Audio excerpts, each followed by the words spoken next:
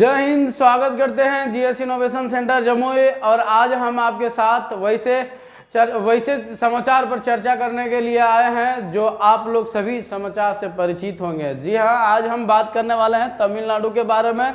एक न्यूज निकल के आ रही है कि तमिलनाडु में जो है बिहारियों के साथ हो रही नाइंसाफी, बिहारियों को जो है वहाँ पर मार पीट के भगाया जा रहा है।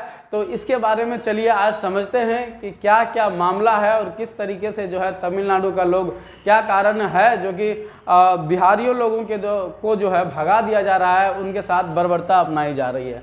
आप जैसा कि देख पा रहे हो ये न्यूज कटिंग है। न्यूज कटिंग में यहाँ पर नीतीश कुमार ने भी ट्वीट किया है, मुझे समाचार पत्रों के माध्यम से तमिलनाडु में काम कर रहे बिहार के मजदूरों पर हो रहे हमले की जानकारी मिली है। मैंने बिहार के मुख्य सचिव और बिहार पुलिस के महानिदेशक तमिलनाडु सरकार के अधिकारियों से बात किया। तमिलनाडु में बिहारियों की हत्या हो रही है। तो इस तरीके से न्यूज़ निकल के आ रही है सामने।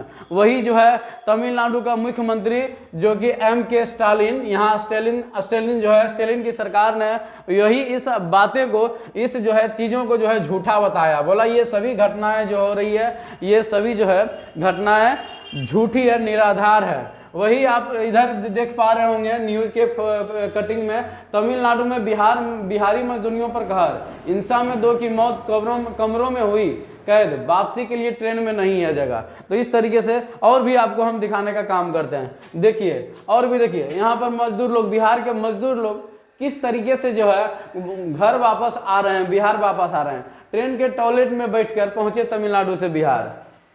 तो ये सभी घटनाएं जो है आपके सामने जो है आ रही है। जैसा कि देख पा रहे हैं आप लोग, बिहार का लोग कहाँ पर कितने रह रहे हैं। देखिए दिल्ली में लगभग 4.25 लाख है, हरियाणा में 3 लाख है, महाराष्ट्र में इतना है, इतना सारा। मतलब बिहार का लोग यानी कि दूसरे स्टेट जाने पर मजबूर है। क्यों मजबूर है, क्या कारण है? तो आइए इसके बारे में आज हम समझते हैं कि बिहार की इस स्थिति का जिम्मेदार कौन है और ये स्थिति आई कैसे। ठीक है,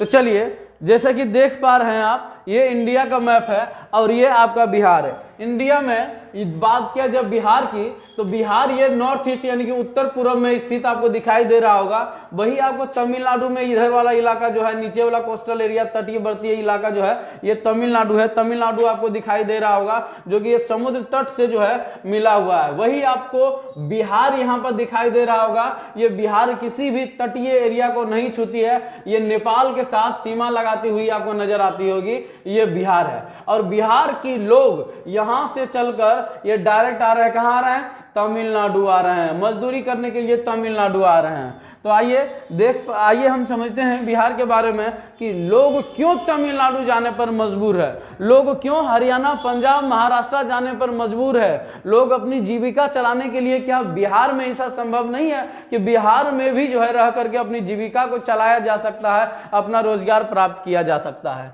तो ये आपका ये बिहार का मैप है, देख पा रहे होंगे। इसके ऊपर जो है ना आपको मिलेगा नेपाल, इसके ऊपर नेपाल मिलेगा और नेपाल से इतनी सारी नदियां जो है बिहार में आती है। देख पा रहे होंगे, बागमती है, बूढ़ी गंडक है, महानंदा है और ये सबसे भयंकर नदी ये आपको कोसी है, जो कि बिहार का लय प्रलय, बिहार का शोक, बिहार का रास्ता बदलने वाली नदी, बिहार का शराब के नाम से जाना जाता है। और कहीं ना कहीं ये बिहार के लिए शराब साबित होती ही है।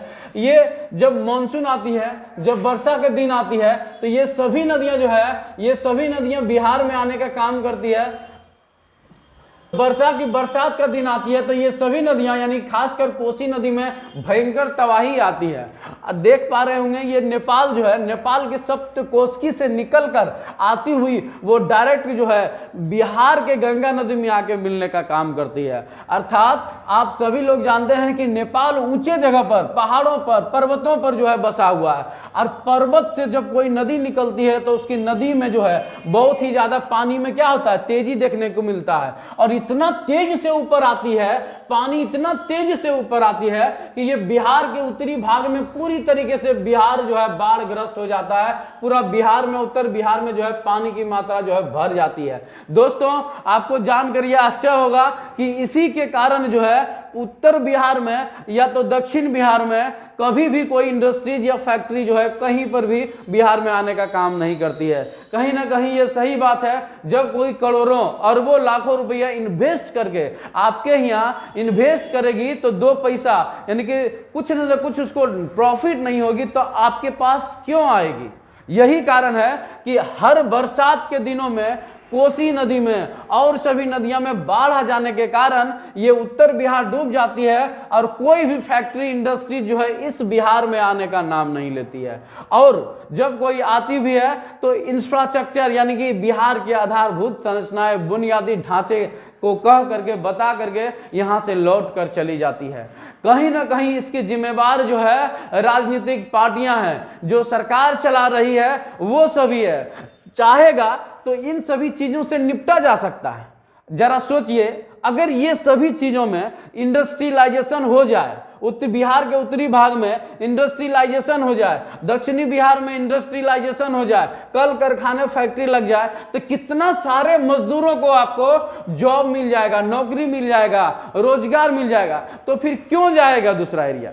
एक रीजन तो ये भी है। आप चाहे सर ये आप बोलिएगा सर ये राजनीतिक पार्टियां कैसे जिम्मेवार है, क्या कर सकती है? दोस्तों, चाहेगा तो इस नदी पर बैराज भी बनाया जा सकता है, बांध भी बनाया जा सकता है, नहर बना करके नहर के माध्यम से पानी को खींचा जा सकता है, जल विद्युत परियोजना बनाया जा सकता है, पानी को रोक करके यहां पर जो है पानी को सिंचित करके अन्य भागों में पहुंचाया जा सकता है, ताकि इन सभी चीजों से, बाढ़ से हम क्या कर सके, निजात पा सके और यहां पर आए दिनों में कोई ना कोई कल कारखाना फैक्ट्री आ सके। वैसे भी क्यों नहीं आ सकता है? हमारे यहाँ बिहार जो है लगभग 11 करोड़, अब तो 2021 की जनगणना हो रही है, 2021 के जनगणना के बाद 11 करोड़ से भी आबादी ज्यादा जाने वाली है। तो 11 करोड़ की पॉपुलेशन लेके रखने वाली बिहार, क्या यहाँ पर मार्केट का हब नहीं बन सकता है? क्या यहाँ पर जो है रोजगार सृजन नहीं हो सकता है? कौन कंपनियां नहीं चाहता कि हमारा ज्यादा से ज्यादा माल बिके, ज्यादा से ज्यादा जो है ग्राहक हो? तो बिहार में भी ऐसी सिचुएशन उत्पन्न की जा सकती है, लेकिन ये राजनीतिक पार्टियां वाले सरकार जो है कभी ये सब करती ही नहीं है। एक समय था जो कि लालू यादव को जो है ऐसा कहा जा रहा था कि लालू यादव इन सभी चीजों को करेगा।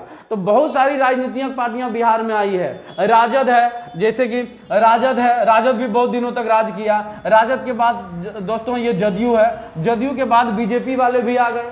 मतलब हर राजनीतिक पार्टियां बिहार में अपनी सरकार बनाने का काम किया, लेकिन कोई भी ऐसा काम नहीं किया जो कि हम उत्तरी बिहार को अच्छे तरीके से मरम्मत करके, अच्छे तरीके से जो है इस तरीके से डेवलप करें ताकि यहां पर कोई इंडस्ट्रियलाइजेशन या तो साथ साथ में कारखाना, कल कारखाना, फैक्ट्री वगैरह आ सके। लेकिन कोई भी राजनीतिक पार्टियां इस तरह का काम नहीं किया, सिर्फ अपना रोटियां सेकने के अलावा कोई काम नहीं किया। बस इनको वोट चाहिए। आज यही सरकारें कहीं ना कहीं नाकाम रही है, विफल रही है। यही कारण है कि मजदूर जो है दूसरे स्टेट पर जाने पर अपना जीविका चलाने के लिए मजबूर है। बात किया जाए दक्षिण जो है बिहार की बात किया जाए तो ये सभी जो है आपको पठारी एरिया है। इधर आपको ज्यादा नदी भी नहीं मिलेगी, इधर आपको ज्यादा एरिया पर एग्रीकल्चर भी नहीं किया जाता है, खेती भी नहीं किया जाता है। तो ये सब नदियां में पानी की कमी, बिजली की समस्या बनी रहती है, जिसके कारण जो है यहाँ पर कोई भी फैक्ट्री या कल कारखाना आने का काम नहीं किया जाता है। वही बात किया जाए बिहार की, तो बिहार जो है उड़ीसा से जो है 31 अप्रैल 1936 को बिहार का निर्माण हो गया। और उस समय जिस समय निर्माण हुआ उस समय झारखंड भी हमारे साथ था। तो 15 नवंबर 2000 को जो है हमसे बिहार भी अलग हो गया, जो कि भारत का रूर क्षेत्र कहे जाने वाले, खनिजों की संसाधन कहे जाने वाले, यहाँ पर प्रचुर मात्रा में कोयला का भंडार पाए जाने वाले भारत का रूर क्षेत्र भी बिहार से अलग हो गया 2000 में। अब बिहार के पास कोई भी ऐसा क्षेत्र नहीं बचा जहाँ पर कल कारखाना, फैक्ट्री आ सके और इस तरीके से विकास होकर के लोगों को, मजदूरों लोग को रोजगार मिल सके। यही कारण है कि लोग मजदूर करने के लिए दूसरे स्टेट जाने पर मजबूर है। और बात किया जाए यहाँ पर कहां पर किस जो है विभाग में सर्वाधिक जो है लोगों को जो है रोजगार मिलती है, तो बिहार में देखा जाए तो 56% टोटल 56% लोग नहीं, यानी कि 56% एरिया पर कृषि की जाती है, यानी कि जितना बिहार का क्षेत्रफल है उसका जो है 56% एरिया पर कृषि ही की जाती है। और यहाँ पर कृषि करने के साथ साथ में 86% लोग कृषि पर जो है निर्भर करते हैं और इसी से 80% लोग को रोजगार प्राप्त होता है, 80% लोग को रोजगार प्राप्त होता है। वही बेरोजगारी दर की बात किया जाए तो बेरोजगारी दर नवंबर 2022 में 17.3% बढ़कर आ गई है। और बात किया जाए वही भारत के स्टेट की तो भारत के मात्र छठे जो है स्थान पाया जाता है बेरोजगारी में। लोग यही कारण है कि दूसरे स्टेट पलायन करने के लिए मजबूर है, दूसरे स्टेट। आए दिन इन चीजों को देखने को मिलता है कि आज तमिलनाडु के द्वारा बिहारियों के साथ हो रही मारपीट बर्बरता अपनाई जा रही है। फिर 2018 की बात किया जाए, 2018 में गुजरात की ऐसी घटनाएं देखने को मिली, फिर आपको महाराष्ट्र से देखने को मिली। तो ये सभी राज्यों से, ये सिर्फ मजदूर के साथ नहीं, ये जो है लोग के साथ, यानी कि जो पढ़ने लिखने वाले लोग हैं, अर्थात स्किल के लिए लोग जो है शिक्षा ग्रहण के लिए दूसरे स्टेट जाते हैं तो वहां पर इन चीजों को सामना करने को मिलता है। मजदूर के साथ साथ में छात्र के साथ भी इन सभी चीजों को देखने को मिलता है, मारपीट जो है देखने को मिलता है। और साथ साथ बात किया जाए दोस्तों कि बिहार के लोग के साथ इस तरीके से कब तक की जाएगी, क्या इस तरीके से करना कहां तक उचित है? कहीं ना कहीं सरकार फेल मार रही है लॉ एंड ऑर्डर मेंटेन करने में। तो क्या क्या प्रावधान किया गया हमारे कॉन्स्टिट्यूशन में, क्या लोग इस तरीके से कर सकता है? और क्या कारण था तमिलनाडु के लोगों के द्वारा जो है वहां पर बिहार के लोगों के मारा गया, पीटा गया, लोग वहां से पलायन करने पर मजबूर हो गए। वही बात किया जाए विवाद की तो विवाद क्या था? भाषा। तो भाषा क्या विवाद था? देखिए मेन वजह भाषा नहीं, भाषा को जान पहचान करके, भाषा से ये प्रमाणित करके कि वो बिहारी लोग हैं और बिहार के लोगों को मारने का काम किया। मेन काम है मजदूर के 1200 से 1800 वाला, याद रखिएगा ये 1200 से 18 वाला। 1218 वाला क्या बात है? तो ये देखिए हुआ क्या था कि तमिलनाडु का लोग, जितने भी लोग युवा पढ़ लिखे हैं वो सभी लोग डिग्री हासिल करते हैं, या तो MBA कर लेंगे या तो BCA, मतलब स्किल्ड होते हैं, बड़े बड़े जो है डिग्री प्राप्त करके कल कारखानों में, फैक्ट्रियों में बड़े बड़े पद पर जाकर के एक मोटी रकम, मोटी सैलरी प्राप्त करते हैं। वही बात किया जाए बिहार की मजदूर की बात किया जाए तो अब देखिए बात ऐसा है ना कि सभी लोग तमिलनाडु का जरूरी नहीं है कि MBA और BCA ही कर लेगा। कुछ लोग वहां का मजदूर भी हैं जो कि वो लोग भी तो करते होंगे मजदूरी के रूप में। तो वो लोग को कहना था कि हमारा जो है कंपनी के साथ में सैलरी का मामला है, हम सैलरी चाहते हैं 1200 रुपया। कितने चाहते हैं? 1200 रुपया। लेकिन बिहार के लोग इतने सारे लोग हैं जो कि तमिलनाडु अपना जीविका चलाने के लिए, अपना रोजगार के लिए, रोजगार करने के लिए 800 रुपया पर भी वहां पर काम करने के लिए तैयार हो गए। बोला कि हमको 1200 रुपया नहीं भी मिलेगा तो चलेगा, हमको 800 रुपया में भी कोई दे देगा तो हम काम कर लेंगे। जिसके कारण अब बताइए जो कंपनी है, जब कंपनी को 800 रुपया में रोजगार मिल रहा है, 800 रुपया में मजदूर मिल रहा है, तो वो 1200 रुपया क्यों लगाया जाए? तो यही कारण है कि तमिलनाडु के लोगों के द्वारा यह कहा गया कि हमारा सैलरी में एक नंबर में वृद्धि नहीं हो रहा है, दूसरा नंबर में जो हमारा मजदूरी का, अर्थात जिस कंपनी में हम मजदूरी करते थे वो हमारा जॉब बिहारी लोग छीन लिए, अर्थात हम लोग बेरोजगार हो गए, हम लोग कहां जाएं? तो यही कारण है कि 800 रुपया की जगह पर, 1200 रुपया की जगह पर 800 रुपया में ही बिहारी लोग काम कर रहे हैं। और इस तरीके से बिहारी लोगों को रोजगार मिल गया और तमिलनाडु वाले लोगों को रोजगार नहीं मिला। यही कारण है कि वहां का लोग तमिलनाडु का विरोध कर रहे हैं। अब विरोध किस आधार पर? अब कैसे पता चलेगा कि ये लोग बिहारी है, कैसे लोग पता चलेगा कि ये तमिल है? तो बोला भैया भाषा है। भाषा यानी कि बिहार का लोग अगर हिंदी बोलता है, बिहार का लोग अधिकांश लोग सब भाषा हिंदी ही बोलते हैं, तो हिंदी बोलेगा तो वह लोग जो हिंदी बोलेगा वो बिहारी होगा और उसको मार पीट करके भगाओ ताकि हमारा रोजगार, ताकि हम कंपनी में अच्छे तरीके से काम कर सके। तो भाषा के आधार पर यहां पर मार रहा है। तो क्या भाषा के आधार पर मारना कहां तक उचित है? भाषा के आधार पर किसी को मार सकते हैं क्या? ऐसा कोई है? तो देखिए संविधान के आर्टिकल 343 कहता है, सॉरी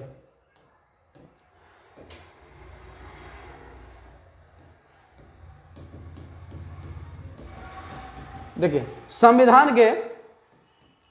संविधान के आर्टिकल 343 कहता है, आर्टिकल 343 क्या कहता है? संघ की राजभाषा, संघ की राजभाषा कहने का मतलब यह है कि संघ में जो राजभाषा की प्रावधान किया गया है वो है हिंदी, और वो चाहे इंडिया के किसी भी कोने में किसी भी भाग में जाकर के वो हिंदी बोलकर किसी भी कल कारखाने फैक्ट्री में अपना रोजगार प्राप्त करके अपना जीविका को चला सकता है, अपना रोजगार जॉब नौकरी कर सकता है, नौकरी पा सकता है। ये जो है 4 सितंबर 1949 को हिंदी को भारत की राजभाषा को भी स्वीकार किया गया, और इसी आधार पर लोगों को हिंदी बोलने की पूर्ण आजादी है, और इसी हिंदी बोलने की पूर्ण आजादी है। और अगर यदि इस आजादी को कोई छीनता है, या तो रोजगार प्राप्त करने में या तो जॉब प्राप्त करने में अगर कोई छीनता है, तो ये सरकार की विफलता है। इसका मतलब ये हुआ वहां की राजनीतिक पार्टियां यानी कि जो सरकार में है वो लॉ एंड ऑर्डर को सही तरीके से मेंटेन नहीं कर पा रही है।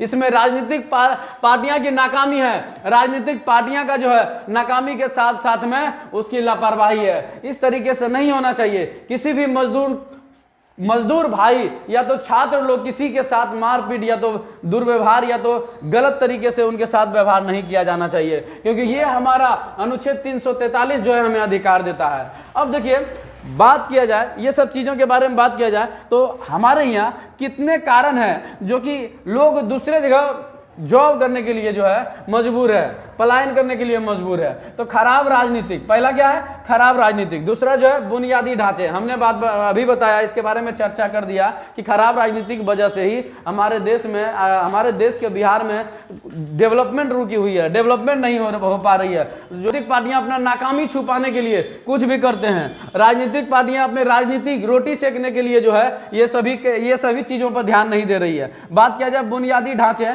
तब बुनियादी ढांचे जो है, बुनियादी ढांचे की बात किया जाए, जब कोई कंपनी आती भी है तो ये कह करके चला जाती है यहाँ पर सही से इंफ्रास्ट्रक्चर नहीं है, कंपनी के लायक माहौल नहीं है, यहाँ पर बिजली 24 घंटे नहीं रह पाती है, यहाँ पर जो चीजें जो है कंपनी के लिए वो सब चीजें नहीं है। शिक्षा का प्रमुख क्षेत्र की कमी के कारण लोग दूसरे जगह पढ़ाई करने के लिए जाते हैं। पढ़ाई करने के साथ साथ में जब वहां पर जाते हैं तो लोगों के छात्र के साथ भेदभाव किया जाता है, मारपीट किया जाता है, बिहारी कह करके, ठीक है ना। जनसंख्या की बात किया जाए तो एक कारण ये भी है कि बिहार की जनसंख्या 25% की बढ़ोतरी देखी गई है। तो जनसंख्या में बढ़ोतरी के कारण भी बेरोजगारी दर जो है बढ़ती है, अब बेरोजगार उत्पन्न होते हैं, ठीक है ना। उसके बाद बात किया जाए स्वरोजगार की, तो बिहार के ऐसे लोग हैं 56% लोग हैं जो कि स्वरोजगार यानी कि अपने से कुछ न तो कुछ कर करके अपना रोजगार चला रही है और अपना जीविका चलाने का काम कर रही है। वही बात किया जाए मैन्युफैक्चरिंग का तो 9.3% जो है लोग रोजगार इसी से प्राप्त किया जाता है। तो इस तरीके से